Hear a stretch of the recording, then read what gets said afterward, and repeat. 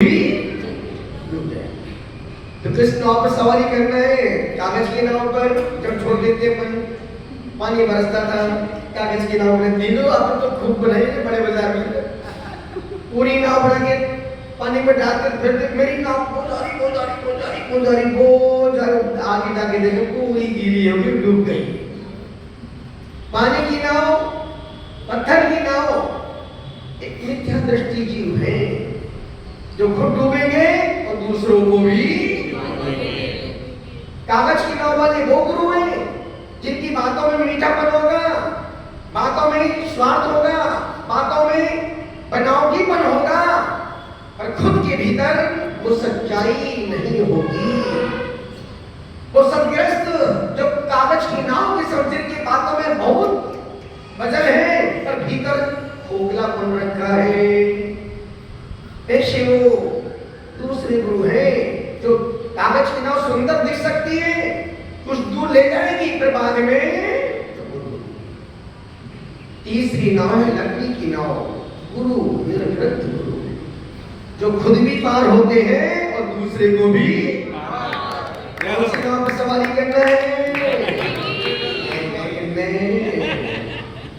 निवेदन बहुत कठिन काम है, लकड़ी की नौका पर सवारी करना बहुत कठिन काम है, बहुत कठिन काम है, बहुत कठिन काम। सुनना सरल है, बोलना सरल है, पर करना बहुत कठिन काम है।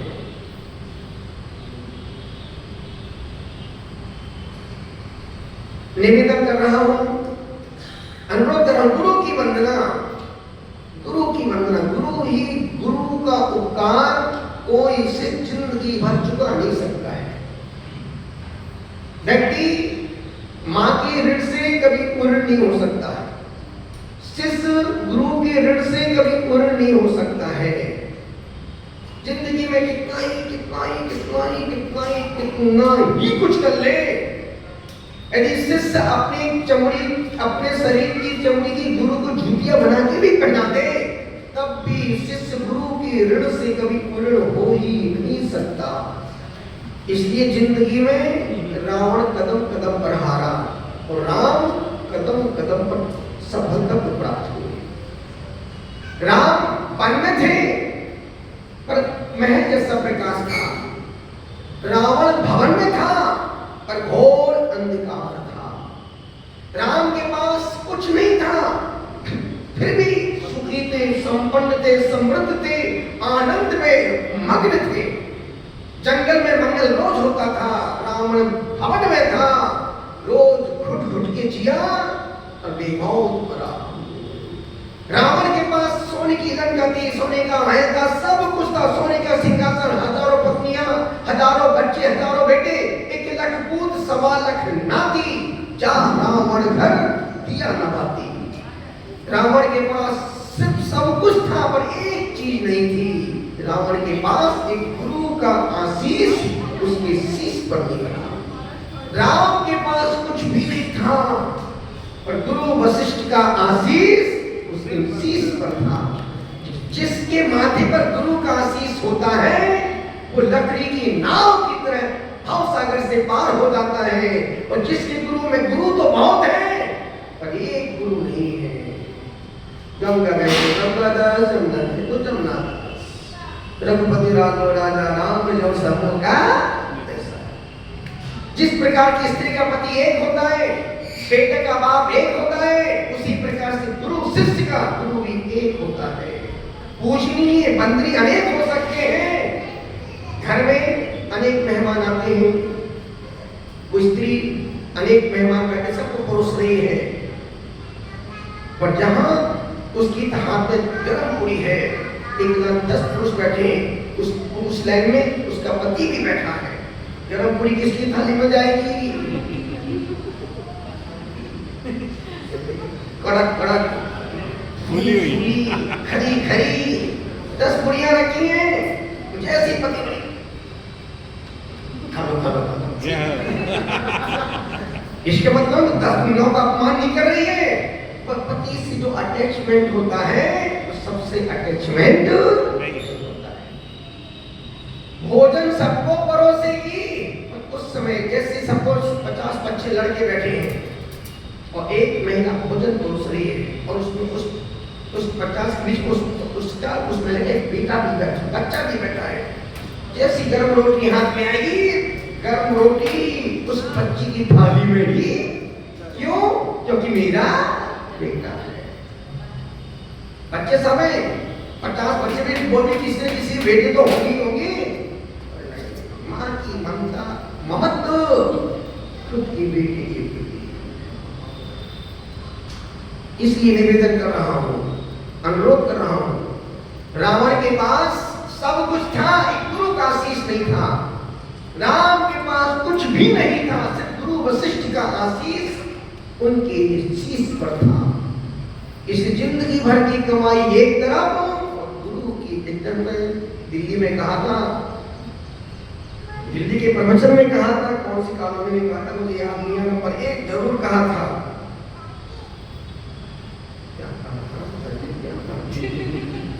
गुरु से संबंधित बहुत अच्छे एक सेंटेंस कहा था। कई बार होता है निकल जाता है फिर वो आता नहीं। अभी भी नेट पर के बाहर चला गया, बोलो आते आते रुक गया, वो सेंटेंस आ गया। हमारे पास तो ये तुमको लेने के लिए आए। निवेदन करो, गुरु की कृपा अद्भुत है। जैसे जिस प्रकार से माँ बच्चे का किस प्रकार से ध्यान रखती है, पत्नी पति का किस प्रकार से ध्यान रखती, पति सोच नहीं सकता है। गुरु भी शिष्य का किस तरीके से, कितने तरीके से ध्यान रखता है, सोच नहीं सकता है। इसलिए आचार्य कहते भैया अपने रामायण देखियो, जब वो छोटे बच्चे थे, राम लखन भरत शत्रुघ्न, उठते प्रातः काल उठई रघुनाथा, मात पिता गुरु नमामि माता। राम की जीवन के सबसे बड़ा आदर्श उन्होंने बड़ों का सम्मान खूब किया, बड़ों से कभी बहस नहीं की, बड़ों का सम्मान किया, बड़ों को बहुमान दिया। जब भी बड़ों के सामने पहुंचते थे सिर झुकता था, हाथ चरणों में पहुंच जाते थे। और रावण कभी झुका नहीं, यूं खड़ा रहा, मैं लंकेश। और जहां हुंकार भरी अहंकार, अच्छे का अहंकार समय तोड़ देता है। लंकेश का यही तो मन में था कि मेरा कौन क्या बिगाड़ लेगा, मैं वो बनवासी छोकरे मेरा क्या बिगाड़ लेंगे, एक फूंक में उड़ा दूंगा। बोलते डूबते को तिनके का सहारा, डूबते को तिनके का सहारा। वो बनवासी छोकरों ने ही रावण का सब कुछ जीरो कर दिया। इसलिए गुरु की महिमा, गुरु की कृपा, गुरु का गुणानुवाद। कहते ना कि गुरु बहुत बीमार पड़ गया, अंतिम श्वास गिर रहा था, तो एक ऐसी बीमारी हो गई जिसकी औषधि नहीं मिल पा रही थी। किसी व्यक्ति ने कहा कि एक काम करो, एक गुरु का स्थानांतरण कर दो, गुरु को दूसरे गांव में ले जाओ, हो सकता है तो वहां जाके गुरुदेव ठीक हो जाए। शिष्य ने गुरु को उठाया और दूसरे गांव ले जाने लगे। बहुत सी महिलाएं पानी भर रही थी और उसमें एक शिष्य बड़ा होशियार था। जिस किसी वैद्य ने कहा था यदि एक जड़ी बूटी मिल जाए और 3 दिन इसका पानी पिला दिया जाए गुरुदेव को, गुरुदेव खड़े हो जाएंगे। अब वो जड़ी बूटी कहीं भी मिल रही थी। प्रमोद बाबू उन शिष्यों ने खूब जड़ी बूटी को खोजा, नहीं मिला। एक शिष्य कुएं पर पानी भरने की महिलाओं के पास क्या बहन, एक जड़ी बूटी इस गांव में मिल जाएगी क्या? उस अरे एक पौधा तो हमारे इस कुएं में लगा है, कुएं में लगा है, वो देखो तो उस कोने में लगा है ना, बस यही वो जड़ी बूटी वो पौधा है। उस शिष्य ने आओ दिखाना आओ कुएं में देख रही थी कुएं में यही तो पानी भरे तो गया।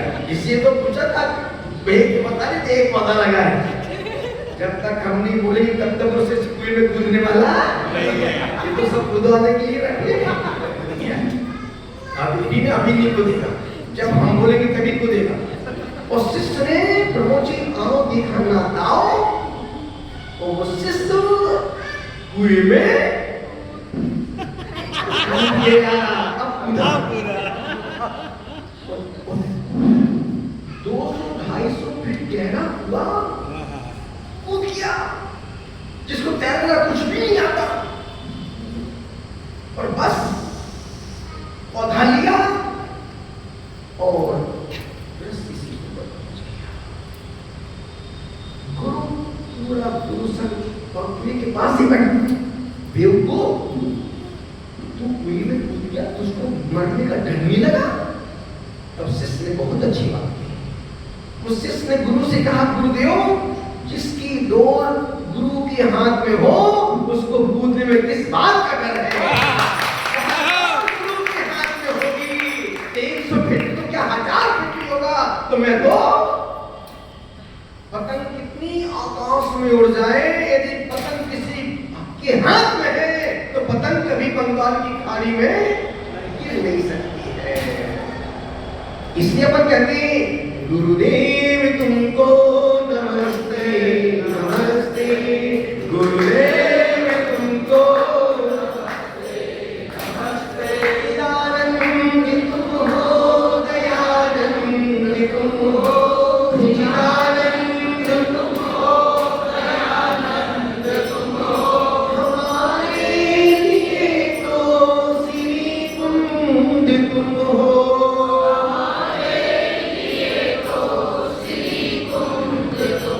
उपदेश देकर निकाला है हमको,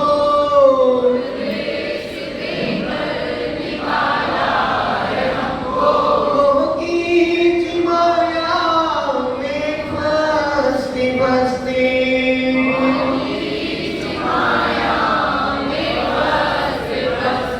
गुरुदेव तुमको नमस्ते नमस्ते,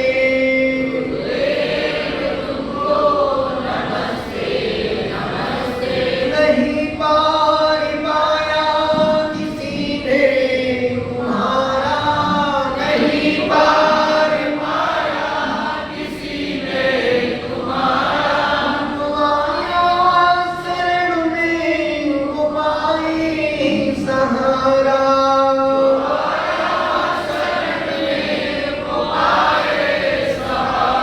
विमल सिंधु गहरा छोटी नदी सा, विमल सिंधु मिला लो स्वयं में अहिस्ते अहिस्ते,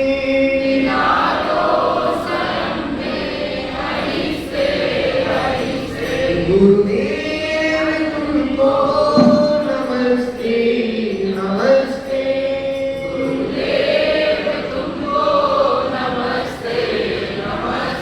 गुरुदेव तुमको नमस्ते नमस्ते,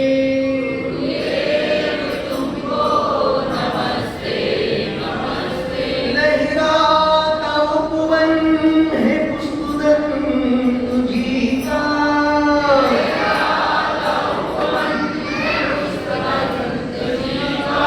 जीवनो समर्पित नन्ही कली का,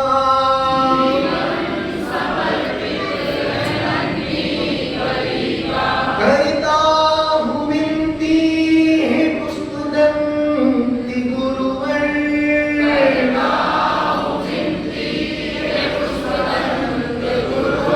खिला दो कली को महकती महकती,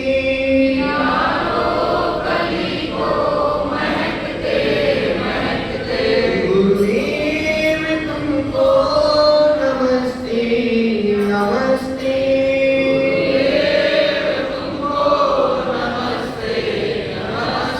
आने को नहीं चलने करने आने सोने, मैं कोई गुरु की लगे,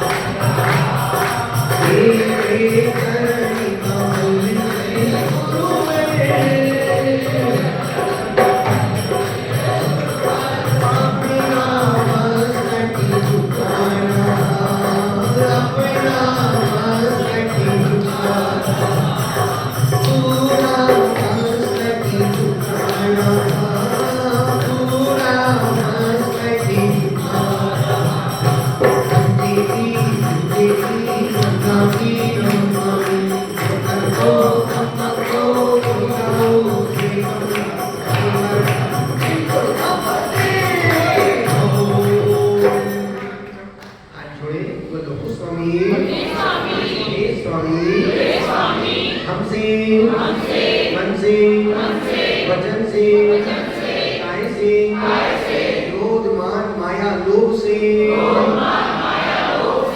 सुबह से लेकर अभी के बीच में लिए हुए नियमों में, जानी अनजानी में कोई दोस्त लगे हो, लगाए हो, हे स्वामी आप हमें आज का राशि देकर शुद्धि करो।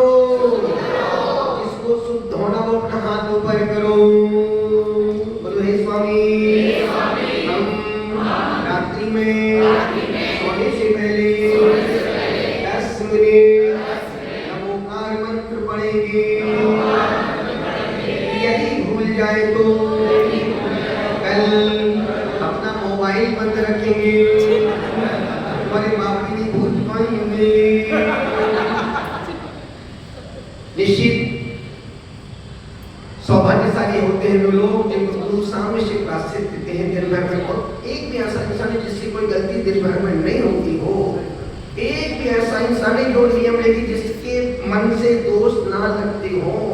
कोई भी नियम लेते हैं वचन से पालन हो जाता है, काज से भी, लेकिन मन से उसमें दोष लगते ही रहते हैं। और जिनको दोष लगते रहते हैं उनको रोज कम से कम इसी भाव के साथ 10 मिनट नमोकार मंत्र पढ़ लेना चाहिए। इसी भाव के साथ क्यों कि भगवान गलतियां तो होती रहती, चाहे नहीं चाह करके भी क्या गलतियां हो जाती है। कब बहुत से काम अनचाहे मन से करना पड़ते हैं, बहुत से काम दूसरों के लिए करना पड़ते हैं। माना कि नियम है रात को भोजन नहीं करूंगा, पर घर में कोई सदस्य आ गया उसको बना के खिलाना पड़ रहा है, कोई मेहमान ऐसे आ जाते। बहुत से काम कभी कभी अनचाहे मन से भी करना पड़ते हैं।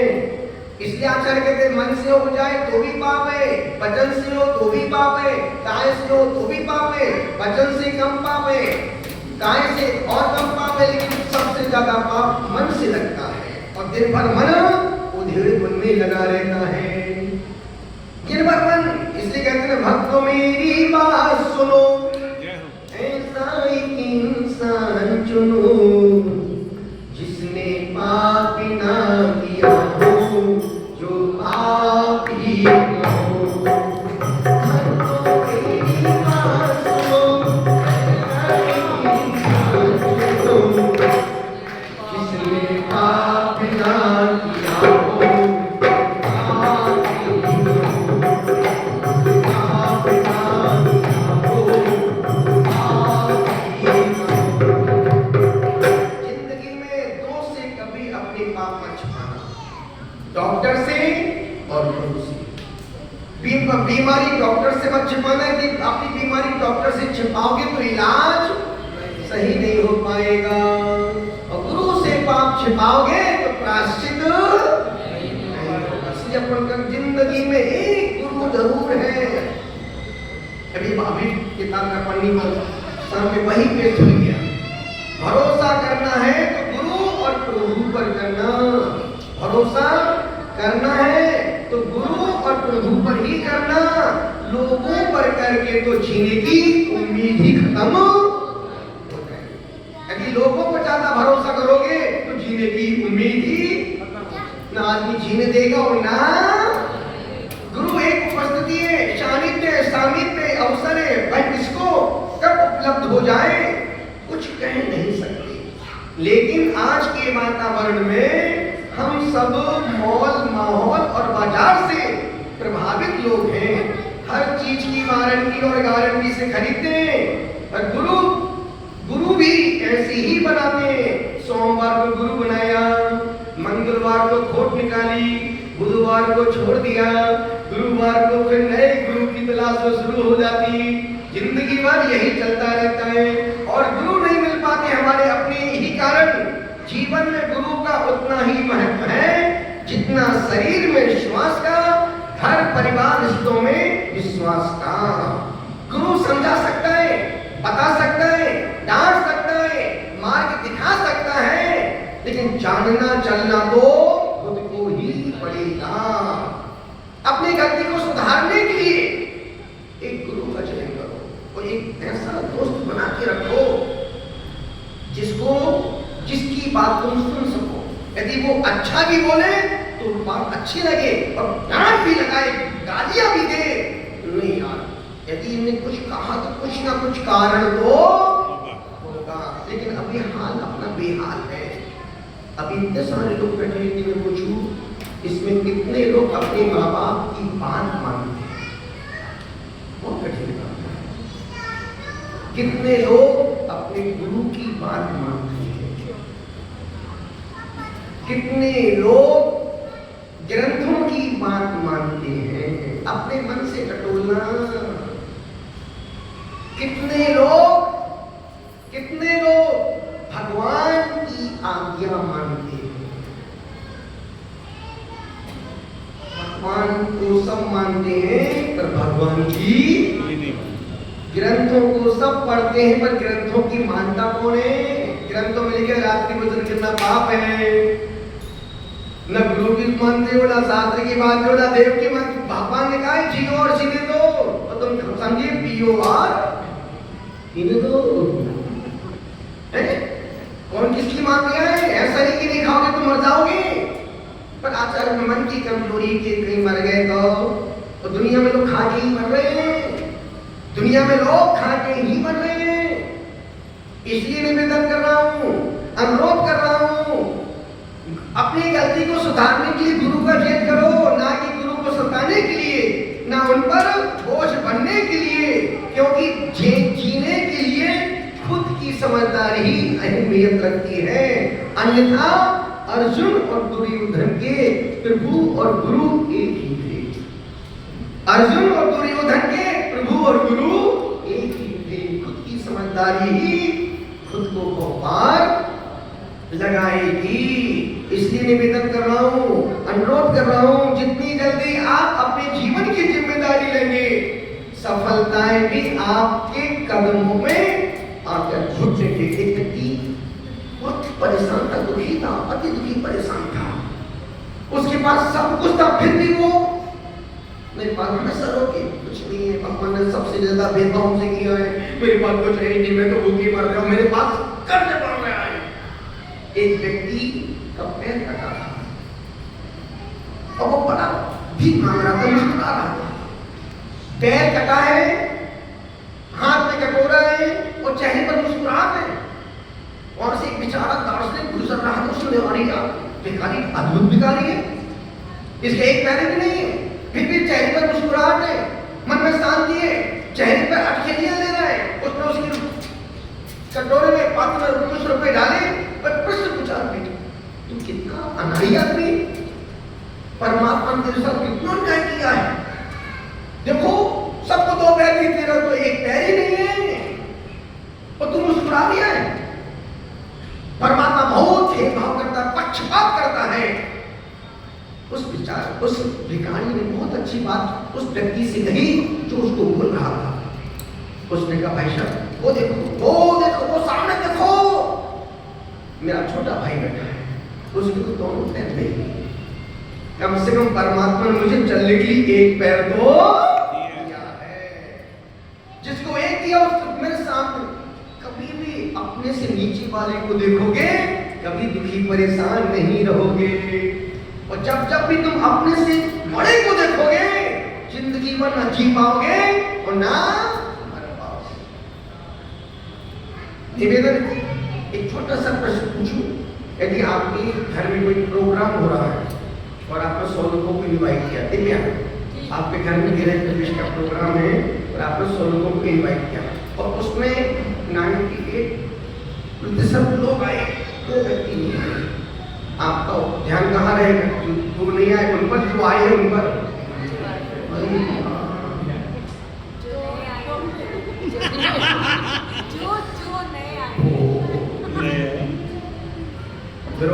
ध्यान किस पर रहेगा? जो आए उन पर या जो 2 नहीं आए?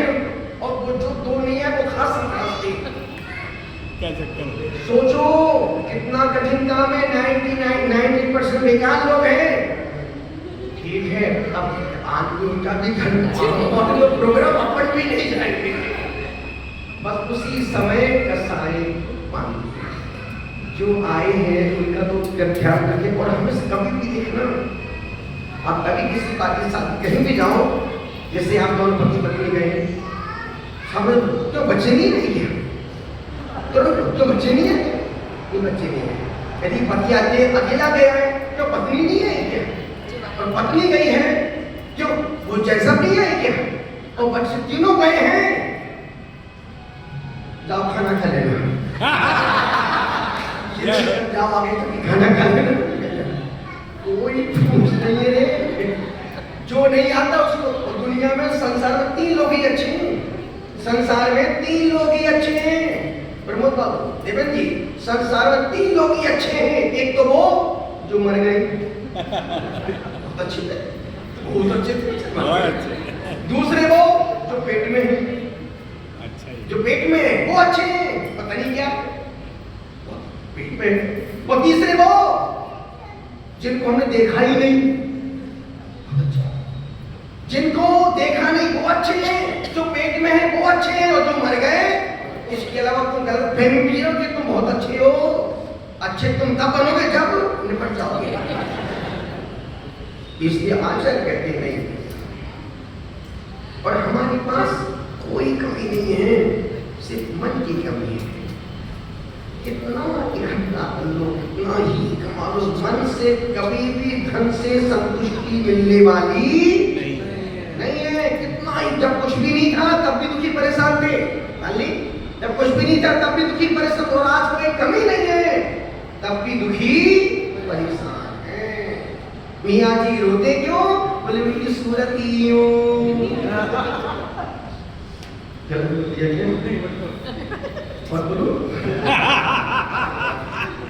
निवेदन कर रहा हूँ, रोते क्यों? मियाँ जी रोते क्यों? जब कुछ भी नहीं था तब भी दुखी पकड़ा, रात भर नहीं सोता था, और आज कोई कमी नहीं है। उसके बाद शिकायत को रजिस्टर तैयार पड़ा है।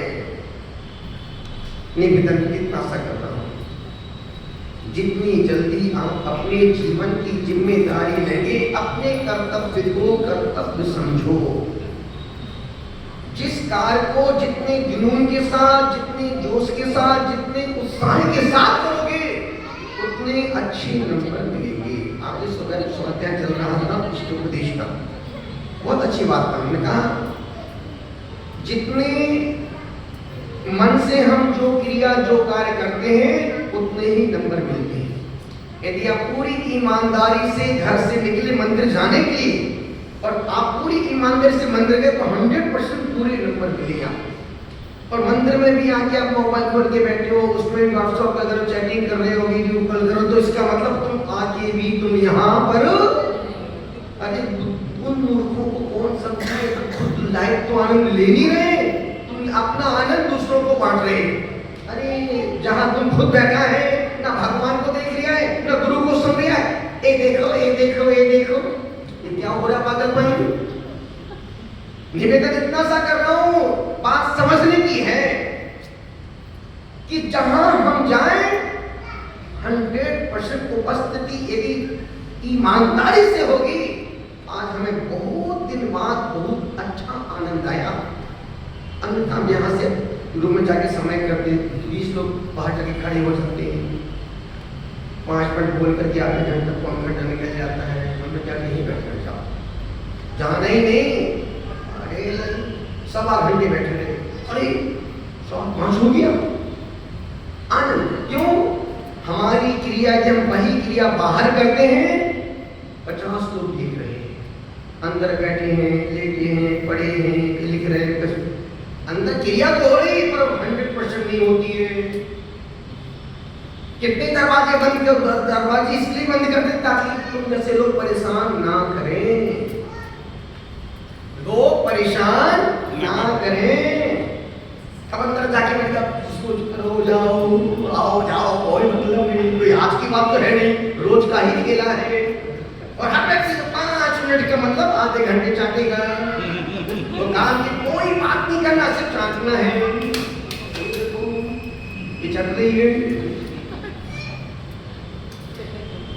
निवेदन कर रहा हूं, अनुरोध कर रहा हूं, कितना ही समय मिल जाए, कितना ही बैठ जाओ, गुरु के पास मिले घंटे भर का समय भी हमेशा कम लगता है। ही बैठ जाओ। अरे इसलिए आचार्य कहते हैं कि भैया जितनी जल्दी आप अपने जीवन की जिम्मेदारी लेंगे, सफलताएं भी आपके कदमों में आकर घुटने टेक देंगी। दूसरों पर निर्भर होकर जीवन जीने का अर्थ है हाथ पैर शरीर ठीक होने पर भी हम अपंग और अपाहिज हो गए। किसी कार्य में दूसरों का सहयोग लेना गलत नहीं है, लेकिन उन पर ही निर्भर हो जाना गलत है। पैसाकियों के सहारे कौन चलता है? जो लंगड़ा लूला अपाहिज होता है। जब हम लोग गुरुदेव के पास जा रहे थे कलकत्ता से आसाम बंगाल की ओर, तो गुरुदेव हमें आचार्य प्रवचन को आता नहीं है, कैसे क्या करेंगे हम? तब गुरुदेव ने बहुत अच्छी दो लाइन कही, बोले बेटा जिसके कंधों पे भार आता है, जिसके कंधों पे भार आता है उसमें अक्सर निखार आता है। जिसके कंधों पे भार आता है उसमें अक्सर निखार आता है। जब तक 5 साल साथ में रहे हम मराठियों के, बोलना नहीं आया। जब गुरुदेव ने खुद पूरा बोझ खुद के कंधों पे डाल दिया, रात भर पढ़ना। जब पहली बार हम कलकत्ता से गए बहरमपुर प्रवचन के लिए, प्रवचन आता नहीं तो दीक्षा के 20 साल तक हमको बोलना नहीं आया। नहीं लो देखो, तुमने देखा है रविया में होली के समय जब खान बाबा आया था, निवेदन कर रहा हूं। जब हम पहली बार बहरमपुर पहुंचे, समाज में गुरुदेव प्रवचन करेंगे। अब जितनी कहानी याद थी सुन रखी थी, 18, 15, 16 कहानियां एक घंटे में बोल दी। अब दूसरे दिन का मैटर खत्म। अब दूसरे दिन बोली तो बोली, एक दिन में पूरा 15 कहानियां सुना दी। उनको जो समाज के 1 घंटे सुनना है और हम 1 घंटे ना उनको सुनना है ना हमको, और उनको सुनना है और हमको बोलना है। महाराज 1 घंटे 15 कहानियां सुना दी। अब जब दूसरी दिन फिर गए प्रवचन करो, अब क्या करें? फिर दो चार 5 कहानियां की जीती पीटी बरसों पुरानी वो भी निकाली।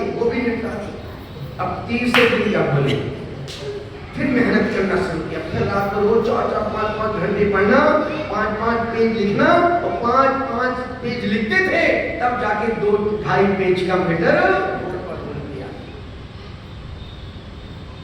बहुत कठिन काम है, बहुत कठिन काम। दूसरों के सहारे लंगड़े लूले अपाहिज ही चलते हैं। दूसरों पर निर्भर होना यानी अपनी योग्यता को खत्म कर देना जैसा ही। जब हम किसी पर निर्भर होते हैं तो हम अपने आप को लाचार और असहाय महसूस करने लगते हैं। सहयोग लेना बुरा नहीं है, असहाय और निर्भर होना बुरा है।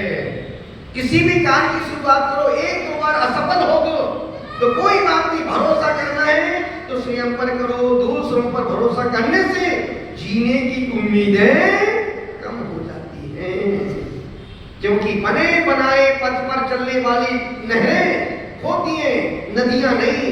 नदियां चट्टानों को चीरकर अपना पथ स्वयं बनाती हैं और आगे बढ़ती हैं, तभी तो वो सागर से मिल पाती हैं। ना सिर्फ सागर से मिलती हैं वरन खुद वो सागर बन जाती। इसलिए अपना पथ स्वयं गढ़ो और आगे बढ़ो। दूसरों की लकीरों पर चलना मूर्खों का काम है। बहुत भीड़ थी, साइड टू साइड दो साइड रास्ता बन जाएगा। शेर कभी अपना मार्ग बनाता नहीं है, अपने यहाँ मार्ग बन जाता है। इसलिए निवेदन कर रहा हूं, जीवन बहुत अच्छा है, पैसा कमाना बुरा नहीं है, पर दूसरों पर निर्भर होकर जीना सबसे बड़ा मरना है। इसलिए आप क्या कहते हैं, उतना करो जिससे स्वाभिमान खत्म ना हो पाए, उतना कमाओ जिससे सुकून की नींद घर में आ जाए, उतना कमाओ कि पत्नी से बच्चों के साथ घंटे फ्री होकर के बैठ पाओ। अब इतना पैसा इकट्ठा हो गया, ना पत्नी से बात कर पा रहा, ना बच्चों के साथ बैठ पा रहा है, और ना फ्री होकर के सो पा रहा है। नींद के लिए सोने की नींद की गोली खा रहा है, और भोजन करने के पहले पेट साफ कर दिया है। कैसा जीवन है? आचार्य उतना ही पैसा कमाना जिससे घर का संबंध, घर का सुख कम ना हो पाए। एक प्रश्न पूछूं, बोलो हाँ। घर में पैसा बड़ा है कि परेशानियां बड़ी है? पहले पैसा कम था, सुख ज्यादा था, और आज पैसा बढ़ गया है। घर में पता ही नहीं कि बेटा कब आ रही है, बेटी कब आ रही है, बेटा क्या खा रही है, बेटी कब खा रही है, बेटी कब सो रही है, कुछ नहीं पता। सबके पहले एक कमरा था, एक हॉल था, सब एक साथ सो जाते थे, एक साथ उठ जाते थे। अब तो सबके अपने अपने कमरे हैं। रात भर बेटा जग रही है, रात भर उंगली कर रही है, बेटी आपकी ड्यूटी में लगी है, मम्मी पड़ोसी में लगी है, पति पड़ोसन में भिड़ा है। किसी को किसी से कोई मतलब नहीं है। जो पत्नी यूं पड़ी है, आई सूसी हुई रात की गुड नाइट हुई, और पति यूं पड़ी इस करवट से गुड नाइट सूसी। अरे पगलू मूर्खों, क्यों पढ़ो? वहां कोई जिंदगी नहीं है, सिर्फ टाइम पास हो सकता है।